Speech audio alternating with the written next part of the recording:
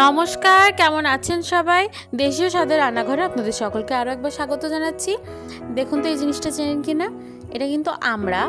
তো আজকে আপনাদের এটা দিয়ে একটি অভিনব রেসিপি আপনাদের দেখাবো। তো এটা আপনারা আগে খেয়েছেন কি না জানি না, তবে এটা ট্রাই করে দেখতে পারেন। এটা কিন্তু খেতে অসাধারণ লাগে। তো এখানে দেখুন আমি হাঁসের ডিম নিয়েছি সিদ্ধ করে, আর আমরা তো কেটে নিয়েছি, পেঁয়াজ নিয়েছি, এখানে আদা রসুন জিরে এগুলো বেটে নিয়েছি, কয়েকটা কাঁচা ঝাল নিয়েছি, আর শুকনো ঝাল, নারকেলের দুধ আর গরম মশলা, এই মশলাগুলো নিয়েছি। তো মশলার ভিতরে কিন্তু বেশি মশলা না, খুব সিম্পল মশলা দিয়েই কিন্তু এই রান্নাটা কিন্তু খেতে অসাধারণ হয়। আপনারা একবার ট্রাই করে দেখতে পারেন। তো দেখুন তার জন্য আমি একটু লবণ দিয়ে দিয়েছি তেলে প্রথমে, তারপরে ডিমটা দিয়ে একটু হলুদ দিয়ে প্রথমে ডিমগুলো আমি ভালো করে ভেজে নিচ্ছি।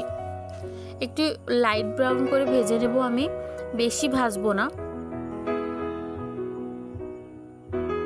তো দেখুন ডিমটা ভেজে আমি উঠিয়ে নিচ্ছি। এখন এই তেলেই আমি পেঁয়াজটা দিয়ে দিচ্ছি। পেঁয়াজটা একটু ব্রাউন করে ভেজে নেব। রান্নাটা কিন্তু একদম সহজে হয়ে যায়। তো রান্নাটা না খেলে আপনারা বুঝতে পারবেন না, এত অসাধারণ লাগে খেতে। আর যারা খেয়েছেন তারা কিন্তু অবশ্যই আমাদের জানাবেন যে আপনাদের কেমন লাগে রান্নাটা।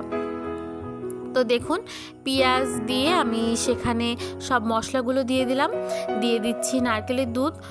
এখন তেল ছেড়ে দিয়েছে, আমি কিন্তু এখনও হলুদ লবণটা দিইনি, তো সেটাও দিয়ে দিচ্ছি। দিয়ে আমি ভালো করে মশলাটা কিন্তু কষিয়ে নিচ্ছি। রান্নাটা করতে কিন্তু একদমই বেশি সময় লাগে না, কারণ আমি কিন্তু এইভাবে মশলাটা কষিয়ে আমি প্রেসার কুকারে দিয়ে দেবো এটা। তো দেখুন আমড়াটাও দিয়ে দিলাম। আপনারা চাইলে আমড়াটা একটু চিড়ে চিড়ে নিতে পারেন, এটা একটু ফালি করে নেবেন যদি আপনারা চান। তো আমার এই আমড়াটা একদমই কচি ছিল, তো তার জন্য কিছুই করা লাগেনি। আর এখানে কিন্তু চিনি দিয়ে দিচ্ছি, এই চিনিটা মাস্ট দেবেন, এটা কেউ স্কিপ করবেন না, কারণ এটা কিন্তু টক ঝাল মিষ্টি একটা রেসিপি।